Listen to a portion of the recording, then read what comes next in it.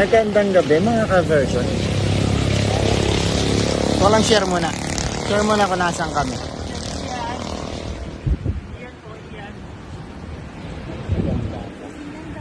Ma'am, natin yan. Diba? Oh, napakaganda, diba? Oh, napakaganda.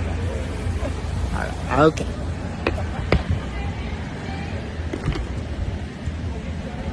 So, what's the topic tonight? Okay. Today is Saturday. Anong tanong mo? Tanong ko? Anong English ng lalaking manok? Edi chicken! Tandaan niya yan, chicken. Because Okay. ang babaeng manok ay chicken. Okay.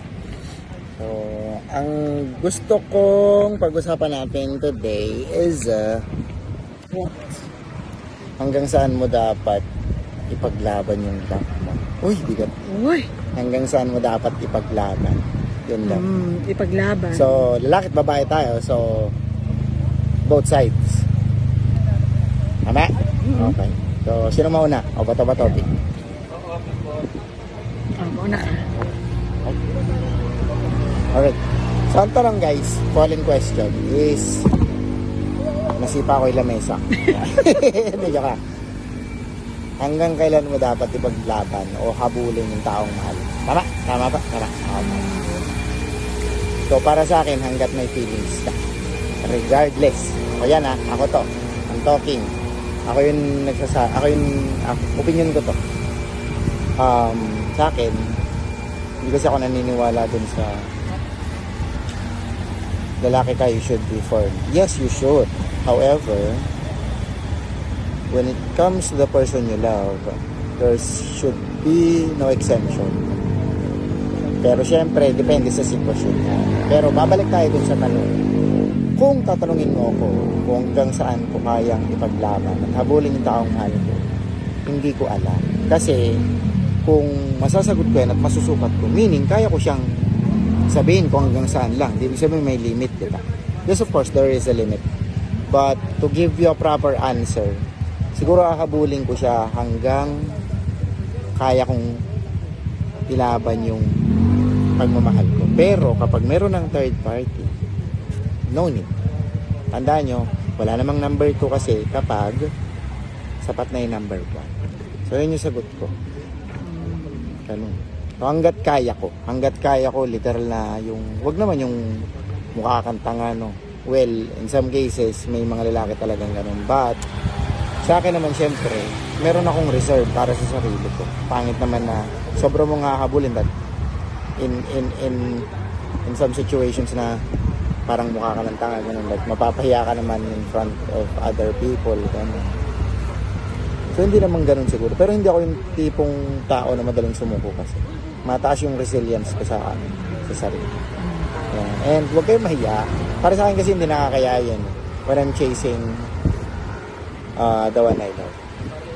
Bakit may kakahiya yung bagay na totoo at nararamdaman mo naman? Well, anyways, yung sasabihin ng iba, sasabihin lang naman nila yan. Sasabihin lang nila yan, wala silang pake. So, yun yung sa akin. Ikaw? Ako kasi iba ang paniniwala ko. Sa akin kasi, kapag ang isang lalaki o ang isang babae nagloko, ibig sabihin, wala ka ng pagmamahal at respeto sa partner mo. So, ikaw na niloko, bakit mo pa kailangan ipaglaban yung isang taong hindi ka naman namahal? Diba? Ano na yun? 100% yun. Nagloko siya, naganap siya ng iba. Ibig sabihin, hindi ka na niya mahal. Bakit mo pa kailangan magtiis? Ba't kailangan mo pang ipaglaban? Let it go. Kung saan siya masaya. Ayun nga sabi nila, pag mahal mo ang isang tao, maging maligaya ka kung saan siya masaya. Palayain. Pero wag ka. Depende kasi yun sa sitwasyon eh. Alam mo kasi, ikaw bilang babae, ako sa akin. Sa totoo lang, hindi ako nagmamalinis o ano. Ayoko kasi talaga ng may kahati. Even ako yung original, ayoko pa rin ng may kahati.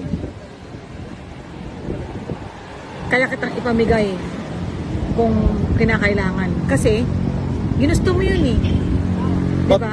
Once in your life, dumating ka rin naman sa point na kahit alam mong merong iba yung ex-partner mo, that's okay with you, right? Depende kasi sa sitwasyon yun eh. What do you mean? It Kasi, depends? ako based on my own experience, nung time na nagpapakamartir ako sa husband ko, ang iniisip ko nun, may mga anak kami. At that time, hindi ko pa naiisip yung, ay may karapatan din pala ako. Dapat pala ganito, ganyan. Bata pa ako ng panahon na yun eh. Iba pa lang ang nasa isip ko nun. Ang nasa isip ko lang nun, kailangan ipaglaban ko tong pamilya na to kasi ginusto ko to. Pero hindi ko naisip na may karapatan pala akong umayaw. May karapatan pala akong ipaglaban yung karapatan ko bilang babae at bilang ina. Hindi ko naisip na kapag nag-stay ako sa isang sitwasyon na gano'n, pwede palang mangyari na ang mga anak ko ang maaapektuhan. Which is nangyari na nga. Di ba? Andun na yun eh. So, hanggat maaari, tinandaan ko yung pangyayaring yun na hindi na to mangyayari ulit. Hindi ko nahahayaan na ibababa ko ang pagkatao ko ng dahil lang sa isang lalaki. Kahit mahal na mahal pa kita. Kasi isa lang pinangahawakan ko. Pag nagloko ka, hindi mo ko minahal. Hindi mo ko mahal. Ganun lang yun. Simple. Okay. So, to sum it up, you should know your limit. So, Kasi imaginein mo ha, pare-parehas lang babae yan eh. Pare-parehas lang lalaki yan eh. Ba't kailangan mo maghanap ng iba? we should wrap. Diba? Kung talagang mahal mo at satisfied ka, ano pang hahanapin mo eh, yun lang yun. Oh. Okay. At tatandaan mo lagi, kapag nagloko ang isang tao, hahanap at hahanap yan ng pagkakamali ng partner niya. Hahanap at hahanap yan ng ikasasama ng relasyon nila na kasalanan ng partner niya. Hindi niya pwedeng i-blame yung sarili niya eh. Diba? Okay, tama. Ganun yun. Kahit alam mo may kasalanan ka, hahanap ka ng ikakasira niya para sabihin mo siyang may kasalanan. Based on my own experience. Parang, Ako na ang i-guilt trip mo siya, gano'n. ako na ang niloko pagdating sa kwento sa ibang tao. Tapos ako play pa ang victim masama. ka pa. Yes. Okay. Yes. Alright, so to sum it up, so you should know your limit. So kayo, ano yung thoughts nyo? So drop your comments. Hello. And on our next time. Okay. Bye-bye.